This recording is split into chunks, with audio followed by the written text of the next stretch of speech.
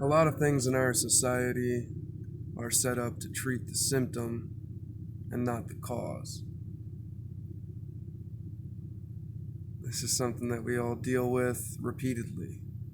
It's set up in the medical system, it's set up all throughout the establishment, government, education, law enforcement. It's a mentality that doesn't accomplish anything.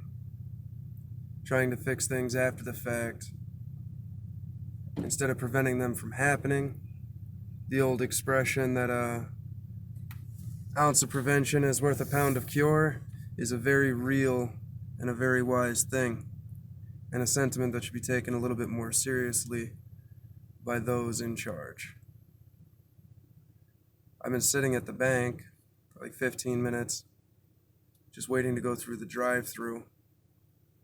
Now, this virus has a lot of symptoms. Obviously, it has physical symptoms, some of which, and in some cases, being death. But the lockdown is also a symptom of the virus. At least we made it such. And there are a lot of negative effects to that. And we need to figure out what the extent of it is going to be on our society. There is a real disconnect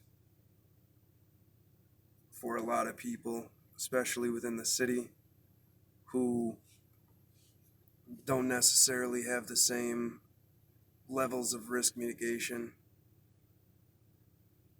You think about a contractor who's up on a roof, they understand that if their footing is not secure, they can fall down and they could find themselves injured, in which case they wouldn't be able to work.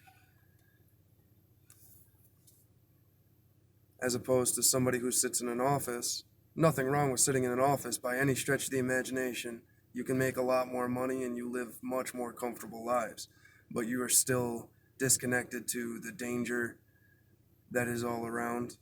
You know, if you drive slowly around where I live, there is a lot of roads where you can go fast, and there are a lot of young people who die drinking and driving recklessly at high speeds. And I'm not saying that you can't do that in the cities on highways and all of these things, but there isn't the twists and turns where you can just go. There is risk in life, always. And we decide the level of risk that we want to take, whether we wear a seatbelt, whether we drive the speed limit, whether we drink and drive. You know, people are allowed to go skydiving. People are allowed to go and swim with sharks. People are allowed to own large cats, in some areas anyway. So, I think we all need to assess risk, levels of risk in our own lives. And for those who decide for themselves the level of risk that they are willing to expose themselves to.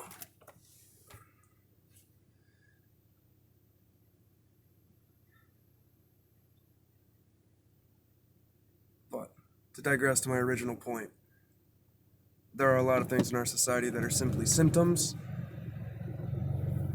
and unless you eliminate the cause, the symptoms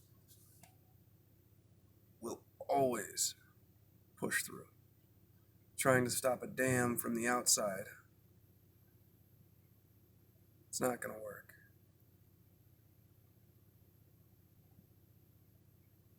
Hopefully, we can figure out a way to do this. We can figure out the core problems. Now, healthcare. Everyone wants to know who's going to pay for it. There needs to be a discussion about why it's so expensive. There needs to be a discussion about why we are some of the most unhealthy people on the planet. What causes cancer?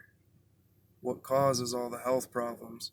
And why we have statistical anomalies, unhealthy people, and obesity, diabetes, cancer, heart disease.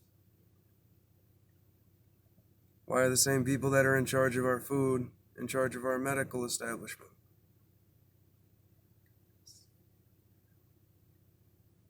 What is the cause of our problems? And what are the symptoms? The symptoms are the things that make us angry. You're not mad at the virus that is reproducing inside of your sinus cavity.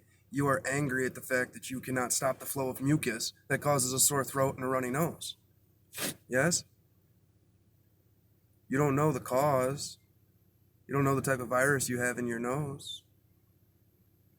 But you're angry. Now, we have a raid on the Capitol building, a bunch of people storm it, and it's a whole big thing, and everyone's losing their minds about it. That is a symptom. What was the cause? The cause is a disgruntled population. If 500,000 people showed up there, what percentage of the population does that represent? We have more in common with each other than the people that want us to fight.